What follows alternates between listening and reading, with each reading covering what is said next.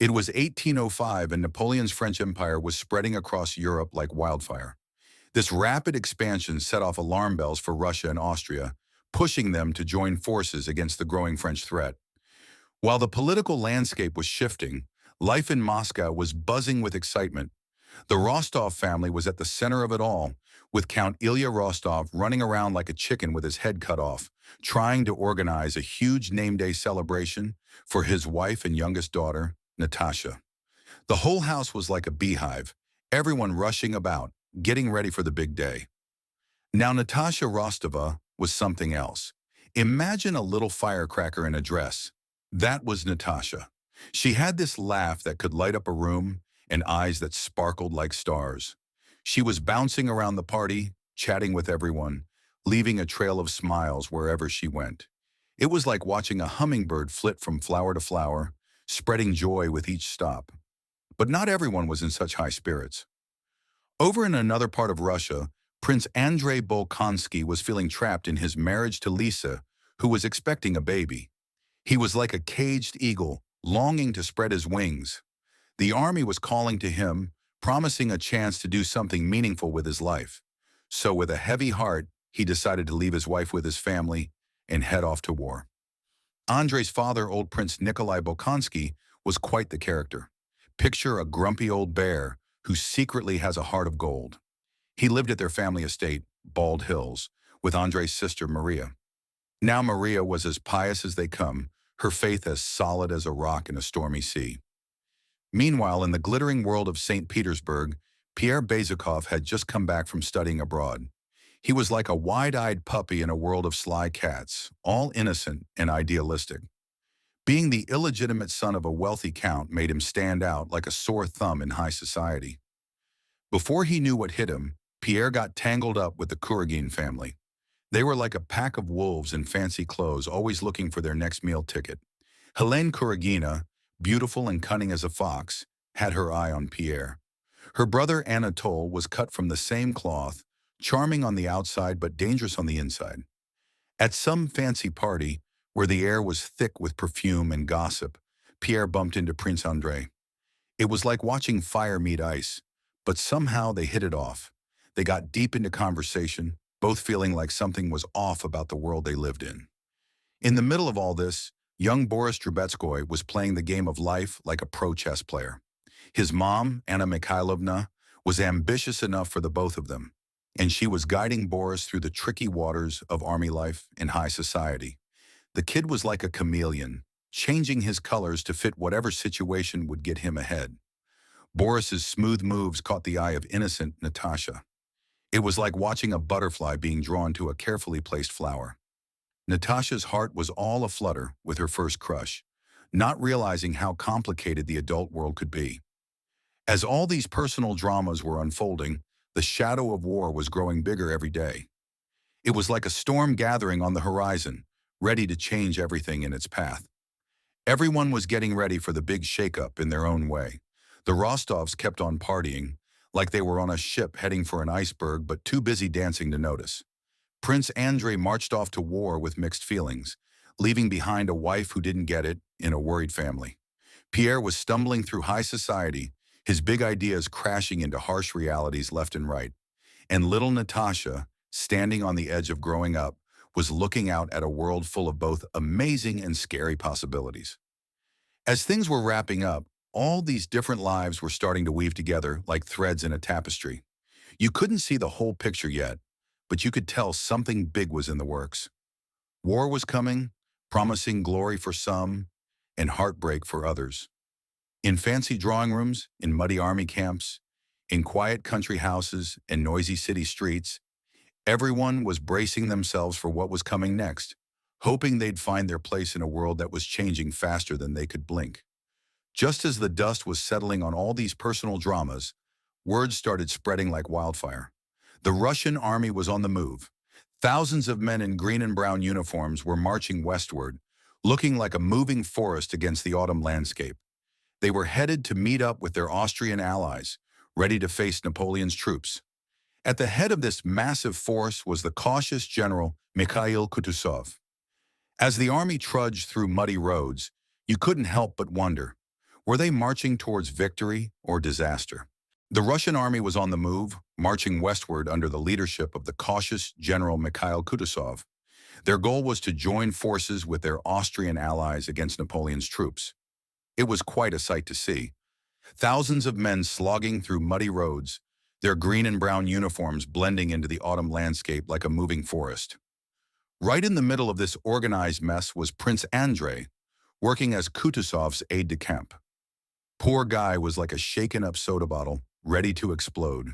The army's snail-like pace and endless paperwork were driving him nuts. He was itching for some action, desperate to prove himself in battle. It felt like being stuck in the world's slowest traffic jam when you're already late for the most important meeting of your life. As they got closer to Austerlitz in Moravia, you could practically taste the tension in the air. The Russian and Austrian commanders were at each other's throats about what to do next.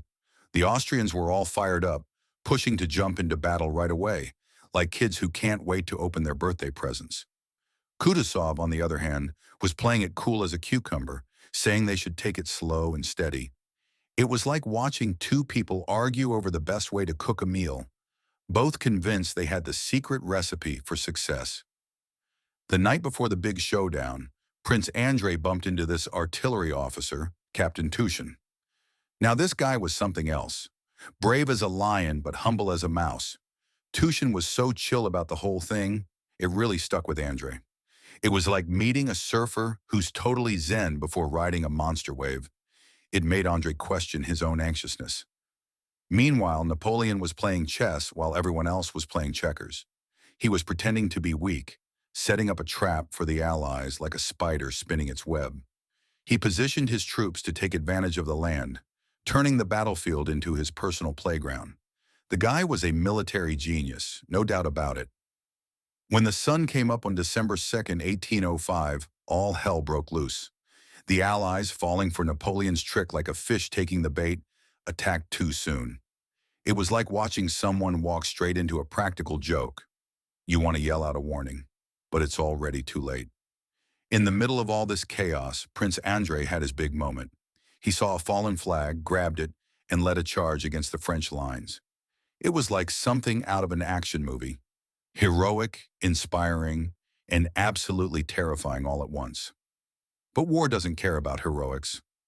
Andrei got hit by artillery fire and ended up flat on his back on the battlefield. As he lay there staring up at the endless sky, something changed in Andrei.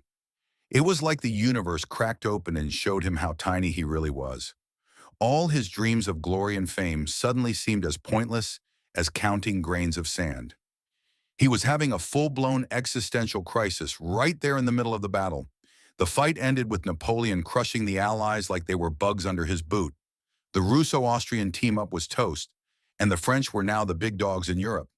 It wasn't just a turning point in the war. It was a life-changer for our characters, too. Pierre Bezukhov, who'd shown up to watch the battle like it was some kind of sporting event, got way more than he bargained for. Walking among the dead and wounded, the harsh reality of war hit him like a sledgehammer. All his fancy ideas about the glory of battle went up in smoke.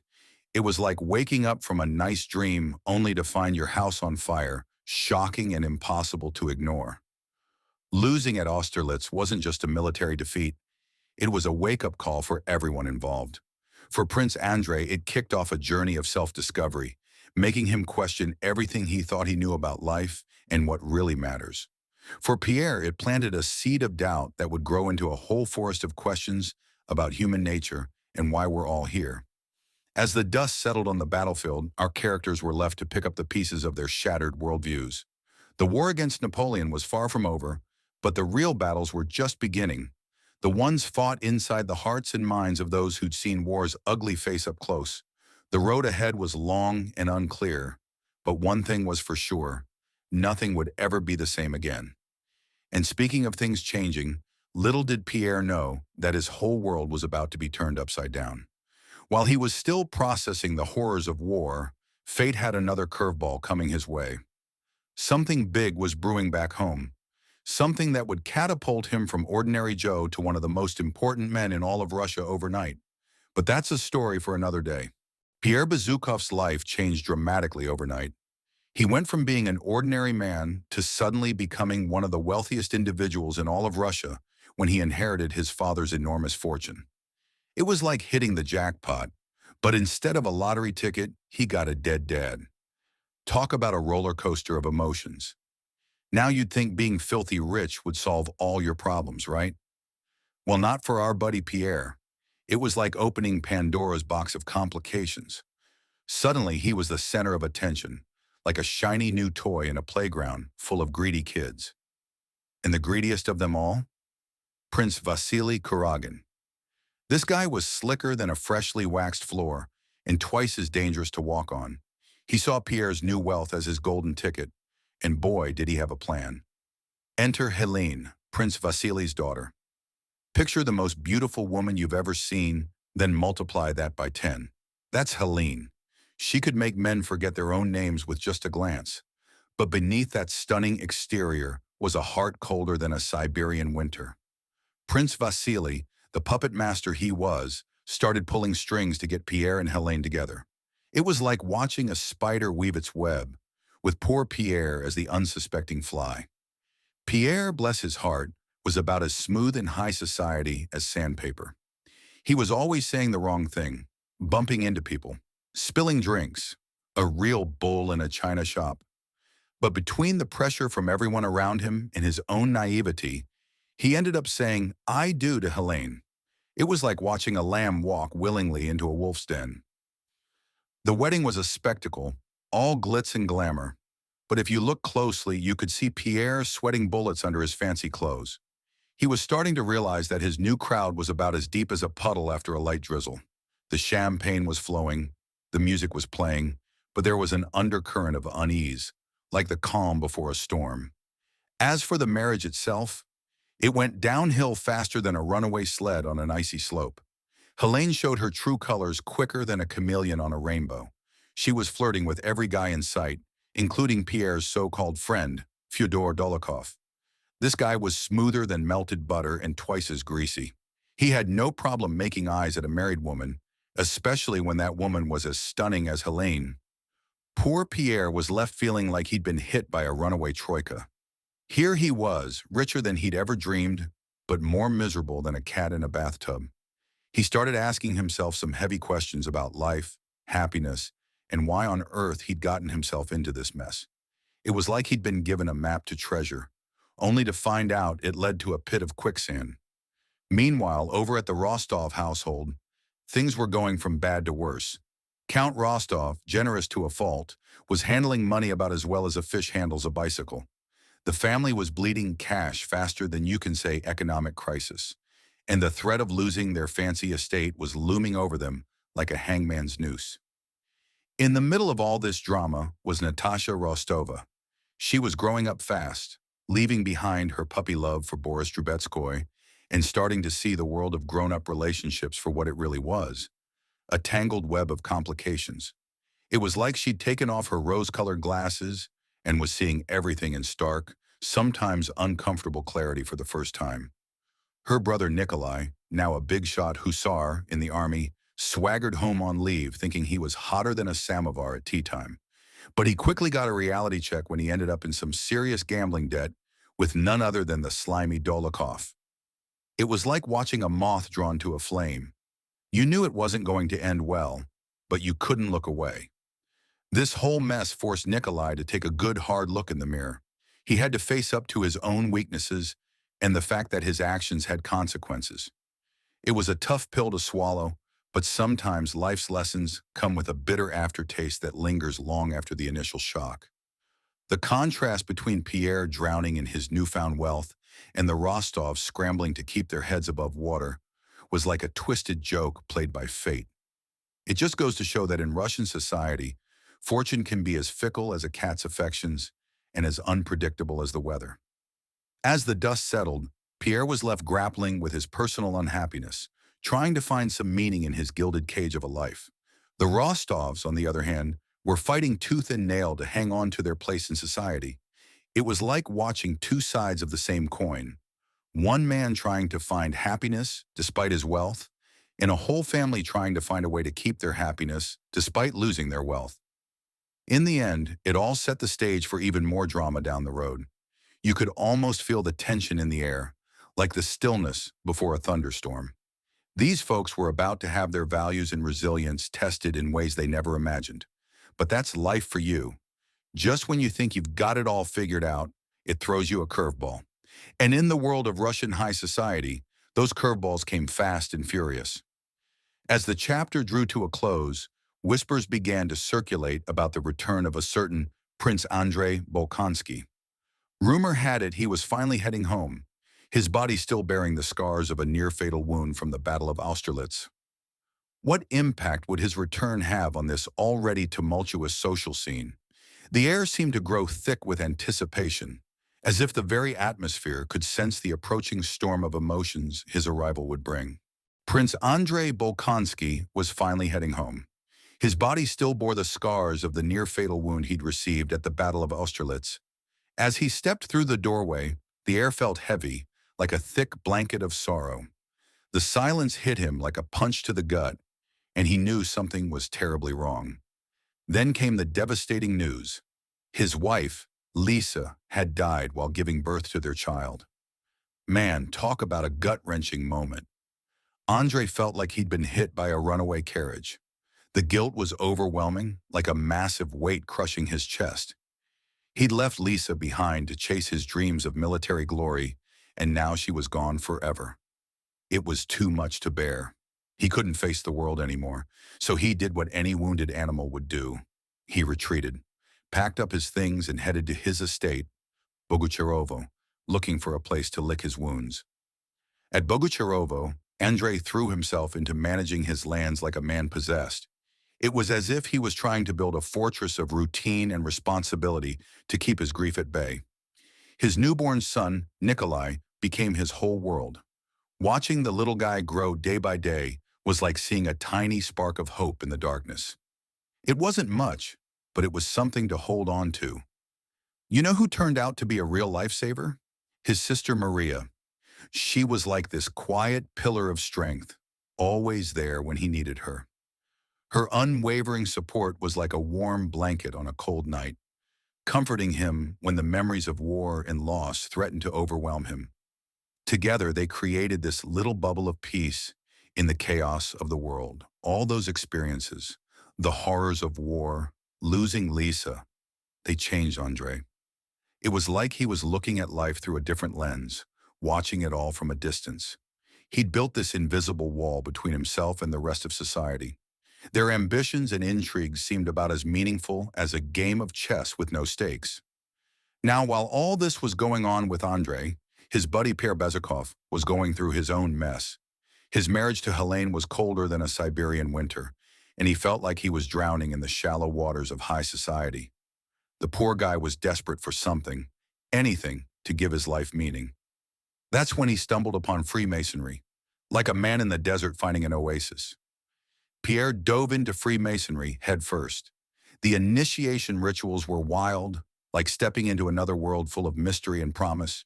He clung to those Masonic ideals of moral improvement and brotherhood like they were a lifeline. His enthusiasm was bubbling over, like a pot left too long on the stove. Fired up by his new beliefs, Pierre set off on this journey across Russia. It was like he was seeing his vast estates for the first time, really seeing them. He had these grand visions of transforming the lives of his serfs, picturing himself as this benevolent reformer bringing education and agricultural innovations to the masses. But you know how it goes. Reality has a way of bursting bubbles. Pierre's idealistic reforms often crashed and burned, victims of his own naivety, the stubborn resistance of the old guard, and the sheer enormity of trying to change a system as deeply rooted as an ancient oak. It was like trying to empty the ocean with a teaspoon, noble, but ultimately futile. As Pierre's journey continued, doubt started to creep in like a slow-growing vine. He began to question not just Freemasonry, but everything he thought he knew about himself, society, and the nature of goodness and truth. It was like he was peeling back layers of an onion, each revelation bringing both clarity and tears. While Pierre was wrestling with his existential crisis, Their friend Nikolai Rostov was finding his own path. Fresh from the chaos of war, he returned to his family's estate, Otradno, like a ship seeking safe harbor. The peaceful rhythms of country life were a balm to his battle-weary soul. Hunting became his escape, the thrill of the chase replacing the adrenaline of combat. But even in this idyllic setting, life had a way of throwing curveballs. Nikolai found himself increasingly drawn to his cousin Sonia. Their growing attraction was as warm and comforting as a crackling fire on a winter's night. But this budding romance wasn't all smooth sailing. The expectations of his family and their shaky finances loomed over them like storm clouds on the horizon.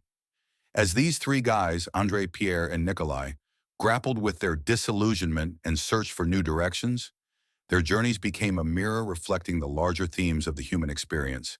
It was like watching a tapestry being woven, each thread representing personal growth, the search for meaning, and the eternal struggle between what we want and what society expects of us. In the end, there were no easy answers or neat resolutions.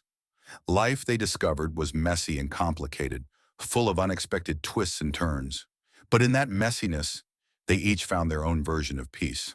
Andrei in the quiet strength of family and simplicity, Pierre in the ongoing quest for understanding, and Nikolai in the warmth of love and the comfort of home. Their stories, intertwined like the branches of a great tree, reminded us that life's greatest adventures often happen within our own hearts and minds, and that sometimes the most profound discoveries come not from grand battles or lofty philosophies, but from the simple act of living, loving, and never stopping the search for our own truths. Just when it seemed like things were settling into a new normal for our trio, life decided to throw another curveball their way. Word spread like wildfire through the Rostov household. They were packing up and heading to Moscow. But this wasn't just any old trip. No, this was the moment they'd all been waiting for. Natasha's first grand ball, her official debut into high society. The air was thick with excitement and anticipation. Little did they know, this trip to Moscow was about to set in motion a chain of events that would change all their lives forever. The Rostov family was on the move. They packed up their belongings and set off for Moscow, their hearts brimming with excitement and anticipation. This wasn't just any old trip. They were headed to Natasha's first grand ball, a moment that would mark her official debut into high society.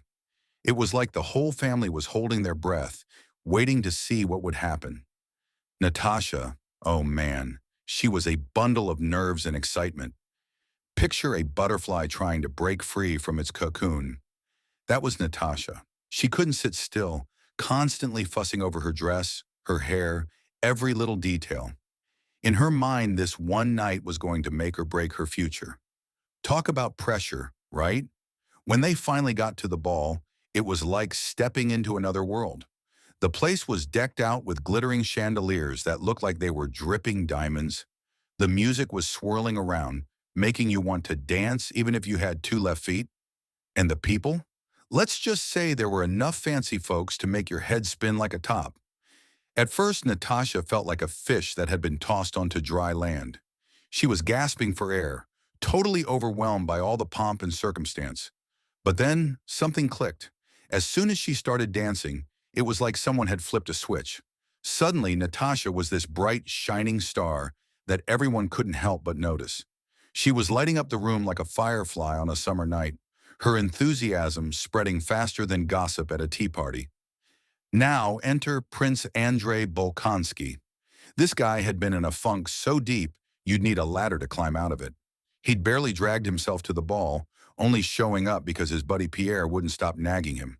But the moment he laid eyes on Natasha, it was like someone had jolted him with a bolt of lightning. Watching Natasha twirl and laugh, Andrei felt something stirring inside him. It was like a part of him that had been sleeping for years suddenly woke up. Before he knew what hit him, he was asking her to dance. And let me tell you, when they started waltzing, it was magic.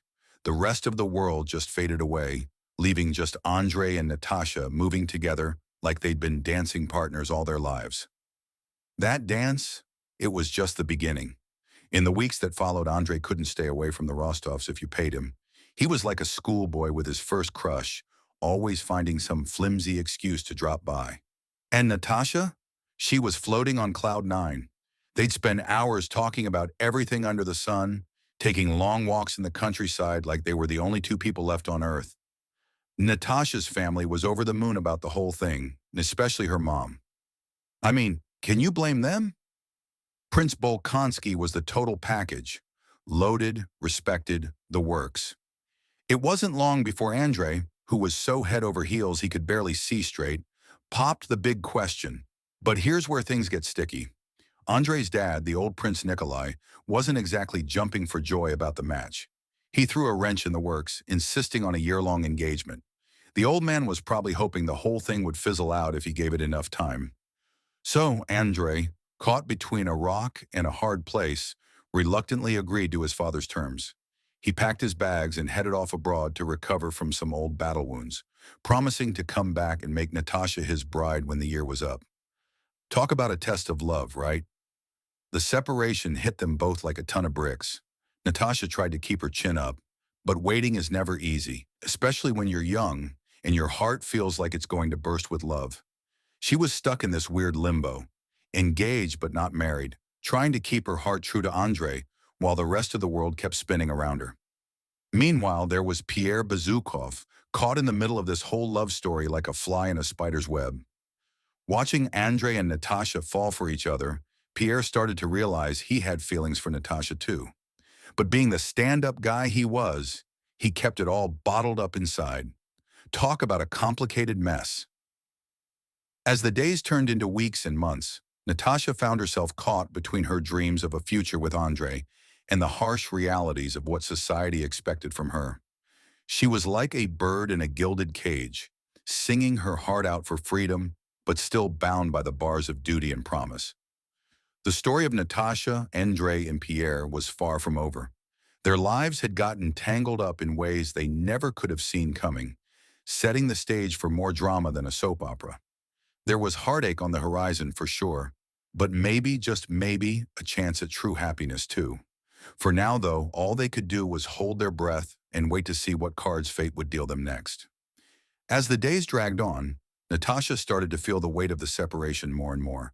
It was like an itch she couldn't scratch, a constant nagging feeling that something was missing. She tried to keep busy, to distract herself, but everywhere she looked, there were reminders of Andrei and the promise of their future together. Little did she know, her patience was about to be tested in ways she never imagined. The coming days would push her to her limits, making her question everything she thought she knew about love and loyalty. Natasha was losing it. The days were dragging on like they'd never end, and she was stuck in this weird limbo of being engaged but not married. It was driving her up the wall. She needed a change of scenery, something to shake off this funk she was in. So the Rostovs packed up and headed to Moscow. Man, what a difference. The city was buzzing with life, people chattering, horses clip-clopping down the streets. It was like someone had cranked up the volume on life after the quiet countryside. One night, they decided to hit up the opera. Fancy place, all glittering and posh. Natasha was sitting there trying to enjoy the show when, bam, her eyes locked with this guy across the room. Anatol Kuragin, Helene's brother. Now, this guy had a reputation as a real smooth operator, if you know what I mean. But Natasha, all she saw was a handsome face and eyes that were drinking her in like she was the last glass of water in a desert. Here's the kicker. Anatol was actually married. But did he mention that? Heck no. He took one look at Natasha, all young and innocent, and decided he had to have her. It was like watching a cat spot a mouse. You knew it wasn't going to end well. Anatol went all in, showering Natasha with attention.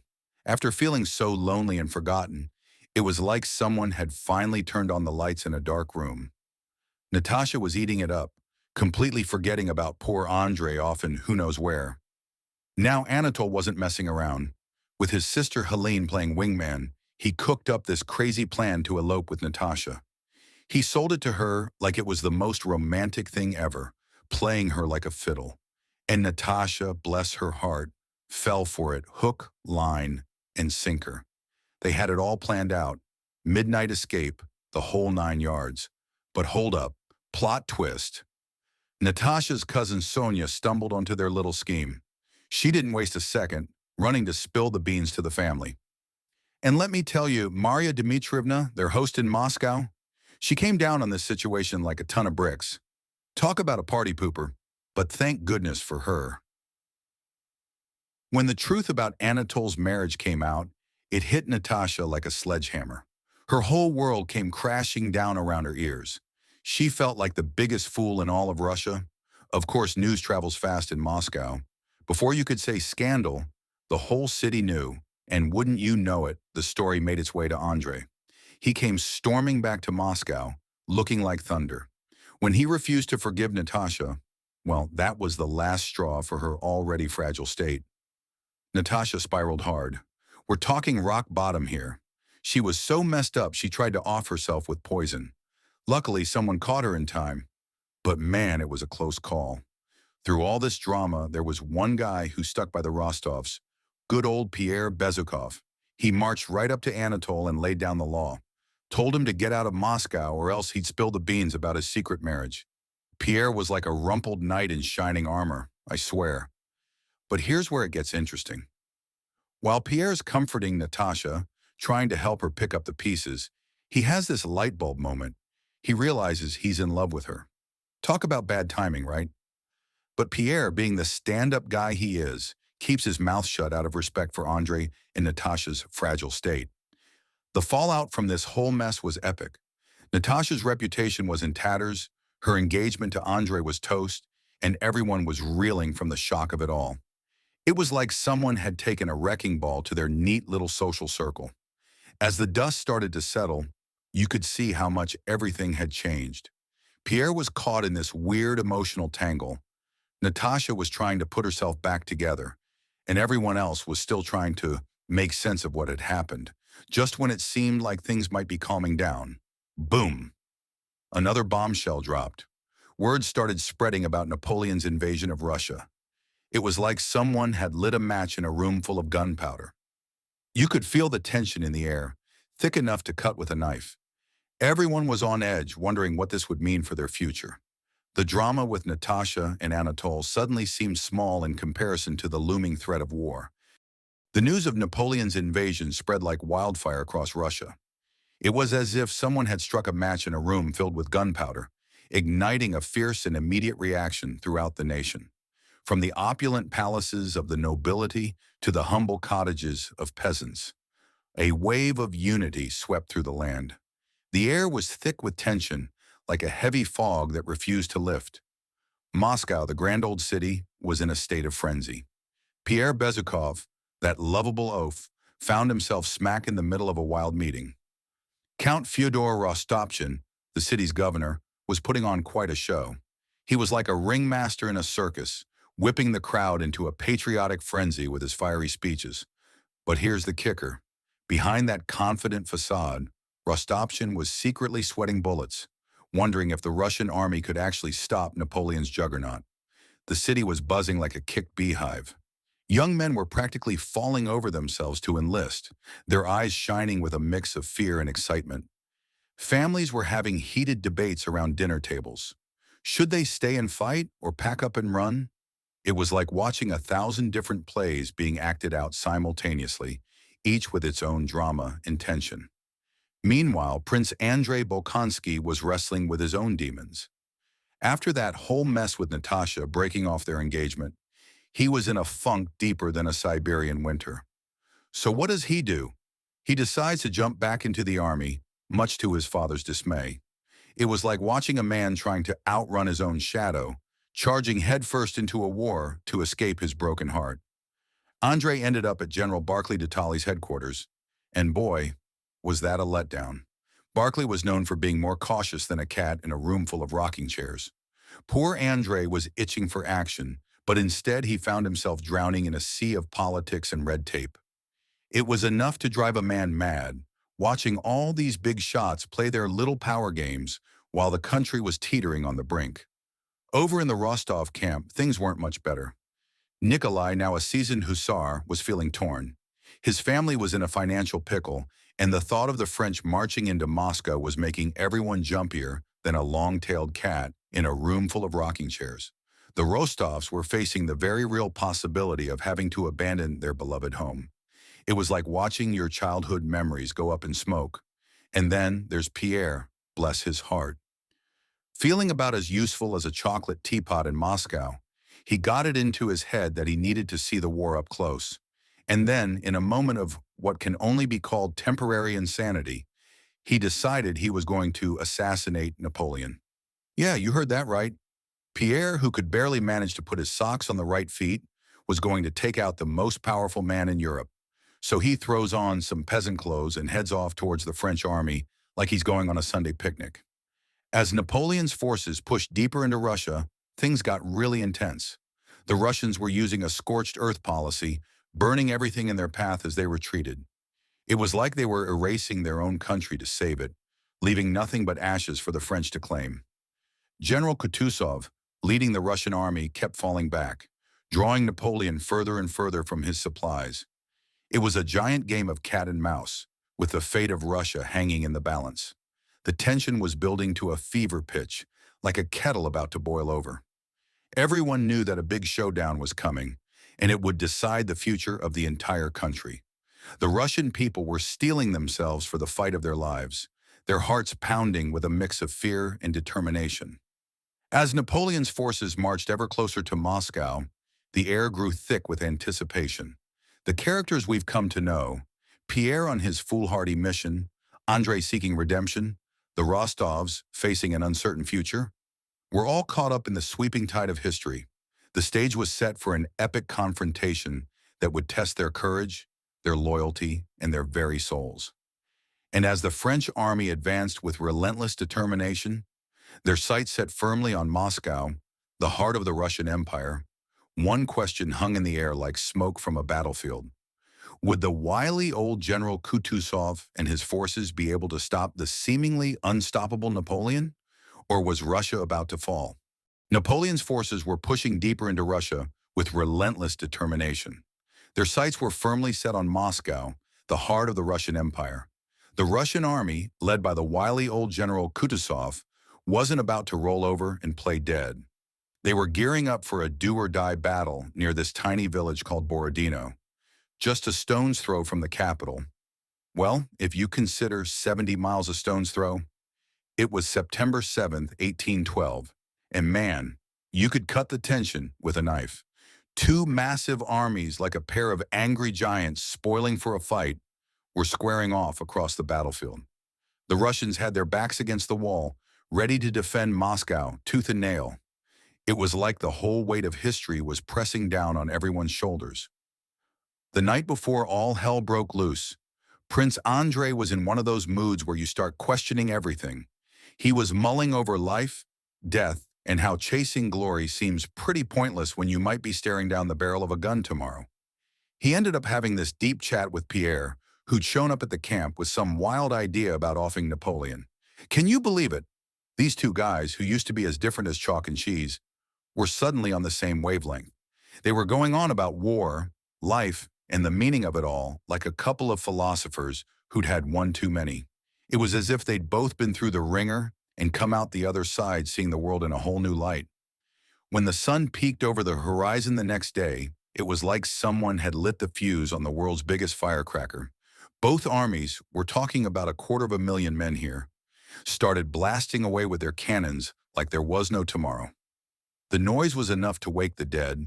The ground was shaking like a leaf, and the sky filled up with so much smoke you'd think the world was on fire. This was the kickoff to one of the bloodiest single-day slugfests in history. Now picture this. There's Pierre, sticking out like a sore thumb in his bright white hat and coat, wandering around the battlefield like he's taken a wrong turn at Albuquerque.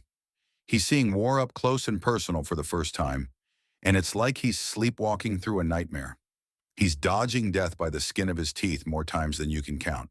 And get this, in a twist that's almost funny if it wasn't so crazy, he ends up lending a hand to the Russian artillery crews. Talk about being thrown in at the deep end. Meanwhile, Prince Andrei's leading his regiment when disaster strikes. A shell goes off near him, and he goes down hard. As he's lying there in the dirt, fading in and out like a bad radio signal, He has another one of those light bulb moments. It's like the universe is tapping him on the shoulder, showing him how all that personal glory he used to chase is just a drop in the ocean of life. The battle rages on all day, and it's anybody's game. Key spots like the Revsky Redoubt and the Bagration Flesh are changing hands so often you'd think they were playing hot potato. It's down and dirty fighting, with guys scrapping for every inch of ground like their lives depend on it. Which, let's face it, they do. When night finally falls, the battlefield looks like something straight out of a horror show. There are tens of thousands of dead and wounded from both sides scattered all over the place. The body count? Over 70,000. It's a number so big it makes your head spin. In the end, it's a draw, kind of like kissing your sister, as they say. Both sides are claiming victory, but it's clear as day that the Russians have taken a beating. They've got no choice but to fall back, leaving the road to Moscow wide open. Kutuzov, that old fox, realizes that trying to duke it out again would be like bringing a knife to a gunfight. He makes the gut-wrenching call to give up Moscow to save what's left of the army. It's a decision that breaks hearts, but it might just be the thing that saves Russia's bacon in the long run. The Battle of Borodino turns out to be a game-changer, even if it doesn't stop Napoleon dead in his tracks. It's like a slow puncture in a tire. It doesn't stop the French army right away, but it keeps letting the air out bit by bit. By the time they march into Moscow, they're not the unstoppable force they once were. And when General Winter shows up and they have to hightail it out of there, that weakness turns into a full-blown disaster. When all's said and done, the battle that was supposed to save Moscow ends up saving Russia instead. It just goes to show that sometimes the biggest wins come from the toughest losses. The road ahead is long and rough, but the seeds of Napoleon's downfall have been planted in the blood-soaked fields of Borodino. As the dust settled on the battlefield, news of the Russian retreat spread like wildfire. In Moscow, the mood shifted from uneasy anticipation to outright panic. The French were coming, and there was nothing standing in their way. Families scrambled to decide whether to stay and face the invaders or flee their beloved city. Little did they know, the chaos was just beginning. Panic had gripped the Rostov family, and they were in a frenzy.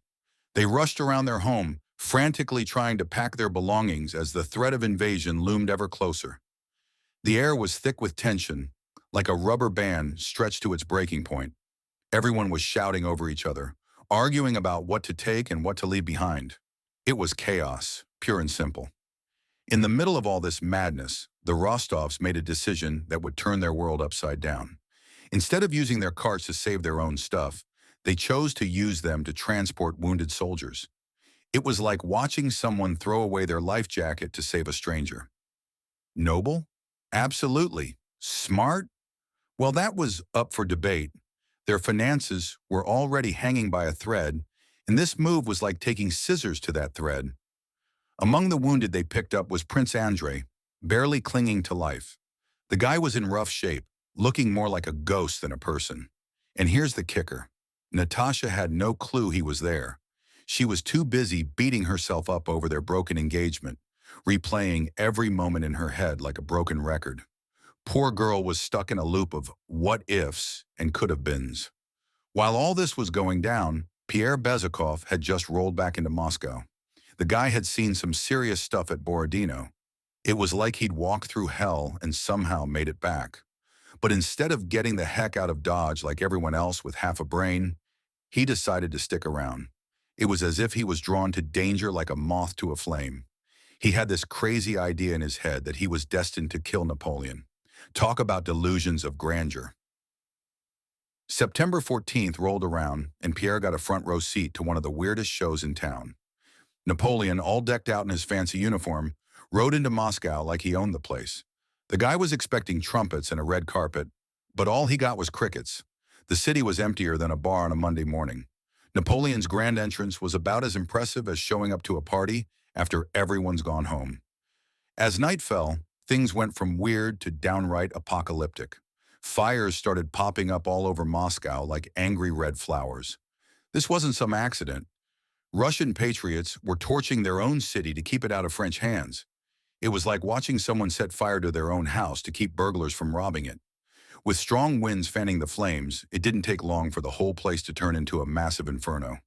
The city lit up the night sky like a giant bonfire, casting an eerie glow over everything. Pierre found himself wandering through this hellscape like a lost soul. It was as if he'd stepped into one of Dante's circles of hell. But even in all this chaos, he managed to do some good. He saved a kid from a collapsing building, snatched the little tyke right out of the jaws of death. Then he stopped a French soldier from attacking a young woman, playing the hero again. These little acts of bravery gave him a sense of purpose in all the madness, but they also painted a big old target on his back. The French occupation quickly turned into a free-for-all. Soldiers were looting everything that wasn't nailed down, and even some things that were. They were breaking into homes and churches like it was some twisted version of a shopping spree. Meanwhile, Pierre was still hung up on his crazy Napoleon assassination plan. He kept popping up in places he shouldn't have been, like a bad penny that just wouldn't go away. Eventually, Pierre's luck ran out faster than a gambler on a losing streak. His weird behavior caught the eye of the French authorities. They nabbed him on suspicion of arson and spying. As they dragged him away, Pierre watched Moscow burn. The once grand city was turning to ashes right before his eyes, a final act of defiance against the invaders. The destruction of Moscow was a real game changer in the war. Napoleon had marched all this way expecting to claim a prize, and instead he got a pile of smoldering rubble. It was like traveling across the country for a fancy dinner, only to find the restaurant had burned down. This disaster set the stage for the French retreat that was coming, a retreat that would make their invasion look like a walk in the park. For all the people caught up in this historical mess, the burning of Moscow was like a meteor hitting their lives. It forced them to face the brutal reality of war head-on, no sugarcoating. But it also showed just how tough people can be when their backs are against the wall. In the face of total disaster, they found strength they never knew they had, like discovering you can lift a car when your life depends on it. As the flames died down and the smoke cleared, everyone was left to pick up the pieces of their shattered world. The Rostovs had to face the music for their selfless act, their money troubles now more pressing than a loan shark's deadline. Natasha, still in the dark about Prince Andrei, had to find a way to move forward while dragging the weight of her past behind her. And Pierre, locked up and facing who knows what, had to come to terms with the fact that his grand plans had gone up in smoke just like the city. The burning of Moscow marked the end of an era, but also the beginning of a new chapter. As the survivors of this mess tried to rebuild their lives from the ashes, something was brewing on the horizon. The French army, once as unstoppable as a runaway train, was about to hit a wall. Napoleon, the self-proclaimed master of Europe, was starting to realize that he'd bitten off way more than he could chew. The question on everyone's mind was, what would he do next? And more importantly, how would it affect the lives of our battered and bruised characters? The stage was set for a dramatic turn of events that would shake the foundations of empires and change the course of history forever. Napoleon finally admitted defeat and ordered his troops to retreat from Russia in October 1812. The Grande Armée, once a force to be reckoned with, had been reduced to a shadow of its former self. It was like watching a proud lion turn into a mangy, starving cat right before your eyes. The French soldiers trudged through the unforgiving Russian landscape, their numbers shrinking day by day. The weather was brutal, biting at them like a pack of hungry wolves. Supplies were running out faster than you could blink, and those Russian partisans and Cossacks, they were like annoying mosquitoes, constantly buzzing around and attacking the retreating army. In the middle of this mess was Pierre Bezukhov, now a prisoner of the French. Poor guy was having a rough time, forced to march for miles with barely any food and the cold seeping into his bones. But you know how they say misery loves company? Well, Pierre found an unlikely friend in this chaos. Enter Platon Karatayev, a simple peasant soldier who became Pierre's ray of sunshine in this storm of misery. Karatayev was like one of those Zen masters, totally chill even when everything was falling apart. His philosophical outlook really struck a chord with Pierre. It was like watching someone finally understand a difficult math problem. Pierre started seeing the world through Karatayev's eyes. As the retreat turned into a full-blown disaster, Pierre had a front-row seat to the collapse of the Grande Armée. It was like watching a sandcastle being washed away by the tide. French soldiers were dropping like flies, victims of the cold, hunger, and the relentless Russian attacks. The once proud army was now a desperate mob, fighting over scraps of food and abandoning their weapons and comrades to save themselves. Pierre's own survival was hanging by a thread. He narrowly escaped execution by the French, who thought he might be a spy. Talk about being in the wrong place at the wrong time. It was like Pierre was walking on a tightrope, with death waiting on either side. Just when things looked bleakest, fate threw Pierre a lifeline. A group of Russian partisans led by Dolokhov and Denisov, yeah, the same guys who used to be Pierre's enemies, swooped in and freed him. It was like a plot twist in a movie you didn't see coming. But freedom came at a price. During the raid, Platon Karatayev met his end. It hit Pierre hard, like losing a part of himself. Karatayev's death was the final piece in the puzzle of Pierre's transformation. It was as if Karatayev's spirit had become a part of Pierre, changing him from the inside out. Through all this madness, Pierre went through a spiritual makeover. He found inner peace in the middle of chaos and started appreciating the little things in life. He came out the other side a changed man, with a deeper understanding of people and his place in the world. The whole retreat from Moscow was like a harsh lesson in humility for Napoleon and a testament to the Russian people's toughness.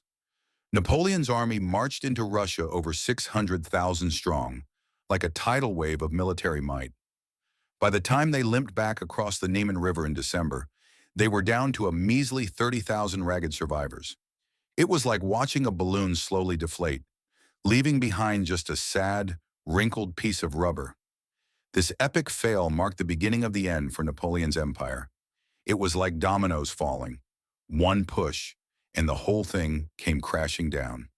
The effects of this disaster spread far and wide, touching the lives of all our characters and ushering in a new chapter in European history. As the dust settled on this monumental event, our characters found themselves in a world forever changed. Pierre, having weathered the storm and emerged stronger, carried with him the wisdom of Karatayev and the hard-earned lessons of survival.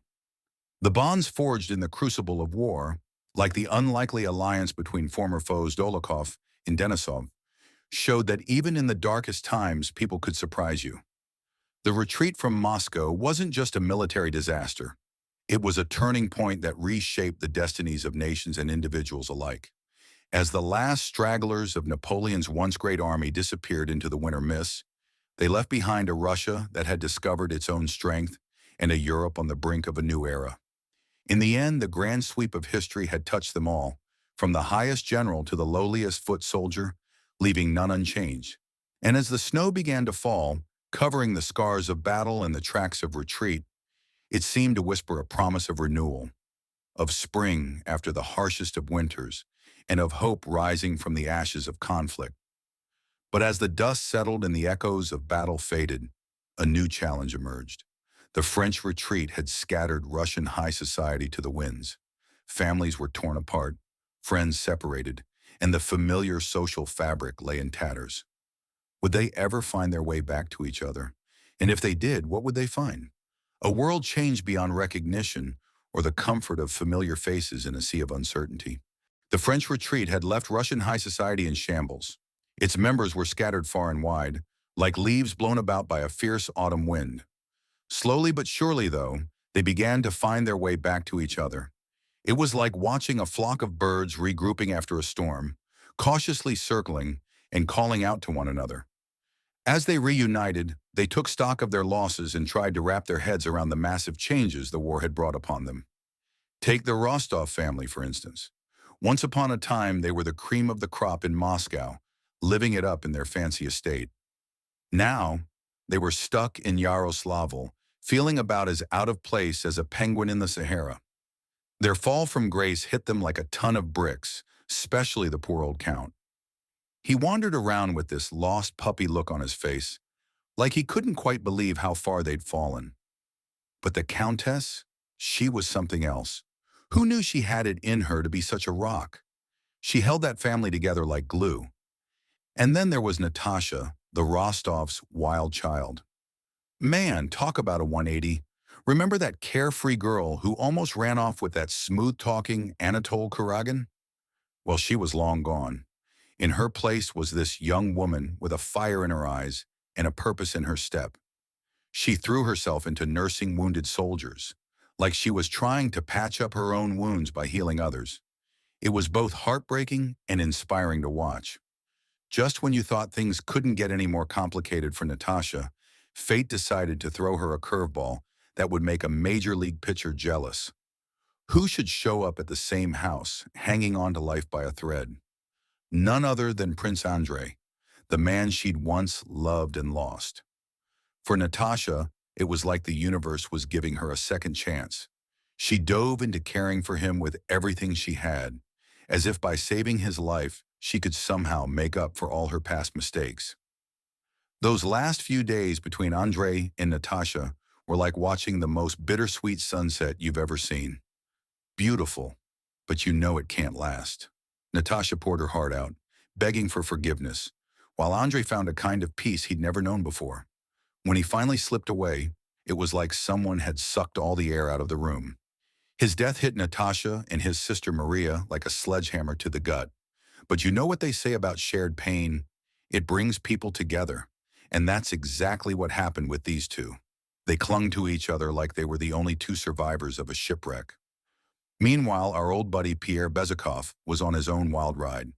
Fresh out of being held captive by the French, he was like a bear coming out of hibernation. A little dazed, a lot changed, and trying to figure out which way was up. On his way back to Moscow, he got hit with another bombshell. His wife Helene had died during the French occupation. Now their marriage had been about as comfortable as a bed of nails, but still the news shook him up. It was like a weight had been lifted off his shoulders, but he felt guilty for feeling relieved. When Pierre finally made it back to Moscow, his reunion with Natasha was like two puzzle pieces finally clicking into place. They'd both been through hell and back, and it showed. But when they looked at each other, it was like they saw all the way down to each other's souls. There was understanding there, shared pain, and maybe, just maybe, a tiny spark of hope for the future. Moscow itself was trying to pull itself up by its bootstraps. People were trickling back, rebuilding their lives in the middle of what looked like a war zone. It was slow going, like watching grass grow. But there was this determination in the air. You could almost taste it, mixed in with the lingering smell of smoke and ash. The Rostovs were facing their new reality head-on. Well, most of them were. The Count was still floundering around like a fish on dry land, but the rest of the family was adapting as best they could. Nikolai, the son, felt like he had the weight of the world on his shoulders. He was caught between a rock and a hard place. Torn between his duty to marry for money to save the family and his love for Sonia, who was about as wealthy as a church mouse. The poor guy looked like he was being pulled apart by wild horses. And then there was Princess Maria Bolkonskaya, Andrei's sister. She was like a bird suddenly let out of its cage, wealthy, independent, but not quite sure how to spread her wings. Losing her father and brother had left her feeling like a ship without an anchor, trying to find her bearings in this new world. As all these lives started to intertwine again, you could almost feel the healing beginning. It was like watching a garden come back to life after a long, hard winter. They were all changed, some bent, some broken, but all of them growing in new and unexpected ways. The war had swept through their lives like a wildfire, burning away the old and making room for new growth. And as they came together, sharing their stories of loss and redemption, you could see the first green shoots of hope starting to push through the ashes. But just as things seemed to be settling down, whispers started circulating. Something big was happening. The air was thick with anticipation, like the calm before a storm. People were holding their breath, wondering what this new change would bring. Would it be the final push they needed to truly recover, or would it throw their world into chaos once again? The future hung in the balance, uncertain and full of possibility. The war had finally come to an end, with Napoleon's defeat marking its conclusion. Russia, though battered and bruised, stood unbroken, ready to begin the arduous process of rebuilding and recovery. In the wake of the conflict, survivors found themselves navigating a landscape that had been transformed both physically and emotionally. like explorers in a familiar yet altered world. Pierre Bezukhov, once known for his aimless wanderings through aristocratic life, had emerged from the crucible of war a changed man. The experiences he'd endured had shaped him, much like a blacksmith hammers raw metal into a finely crafted blade. As he settled back into civilian life, Pierre discovered that his love for Natasha Rostova hadn't just survived the war. It had flourished, growing stronger and more resilient, like a stubborn wildflower pushing through the cracks of a war-torn street. Their courtship was a delicate dance, each step taken with care and consideration. Both carried the weight of their past traumas, but they also shared a newfound understanding of life that bound them together. It was as if they spoke a secret language, born from shared hardships and triumphs that only they could truly comprehend. When they finally tied the knot, it wasn't just a union of two people, but of two souls who had weathered the storm and come out stronger on the other side. Their wedding day felt like the first ray of sunshine after a long, dark night, filled with hope and promise for the future they would build together. As Pierre and Natasha settled into married life, they found joy in the simple things. Their home became a warm haven, filled with laughter and love. Starting a family brought new challenges, but also immeasurable happiness. Each child was like a new chapter in their shared story, bringing fresh adventures and deepening their bond with every passing day. Meanwhile, Nikolai Rostov faced a different kind of battle, the uphill struggle of restoring his family's dwindling fortunes. It was like trying to bail out a sinking ship with a teacup. The easy path would have been to marry Julie Karagina, a wealthy heiress, as he had once promised. But Nikolai, true to his heart, chose love over financial security. In a twist that seemed almost too perfect to be true, Nikolai proposed to Maria Bolkonskaya, the sister of his late friend Andrei. Their marriage was like solving two puzzles with one move. Maria's vast inheritance combined with Nikolai's practical skills to secure both families' futures. Nikolai threw himself into managing the estates with the same determination he'd shown on the battlefield. It was a different kind of war, against debt and decay, but he proved just as capable. Under his guidance, both the Rostov and Bolkonsky estates began to flourish again, like gardens tended by a skilled and passionate gardener. Sonia, who had loved Nikolai for so long, found herself in a bittersweet position. She accepted her role as an unmarried but beloved family member, finding purpose in supporting Nikolai and Maria's household. It was as if she had found a different kind of love, one built on loyalty and selflessness rather than romance. Natasha, once a whirlwind of energy and impulse, embraced her new role as wife and mother with characteristic passion. She poured herself into family life, nurturing her children with the same intensity she had once reserved for her youthful pursuits. Watching her, one could see the girl she had been transforming into the woman she had become, like a caterpillar emerging from its cocoon as a beautiful butterfly. 7 years after the war's end, in 1820, life had settled into new patterns. Pierre and Natasha's home was a bustling hive of activity, filled with the laughter and squabbles of their growing brood. Their love had deepened over the years, like a river carving its path through rock, slow, steady, and unstoppable. But even in peacetime, Pierre couldn't quite shake his revolutionary spirit. He became involved in a secret society opposing the government, his idealism burning as bright as ever. It was a reminder that even as some things changed, others remained constant, including the ever-present possibility of upheaval in Russian society. The Rostov-Bolkonsky household, under Nikolai and Maria's careful stewardship, became a beacon of warmth and stability. It stood in stark contrast to the political uncertainties bubbling beneath the surface of Russian society, like a calm island in a stormy sea. As the next generation began to grow, the cycle of life, love, and the search for meaning continued. The children of Pierre, Natasha, Nikolai, and Maria carried within them the echoes of their parents' experiences during the Napoleonic Wars. They were the living legacy of a time that had shaped Russia and its people, like saplings growing from the roots of mighty oaks.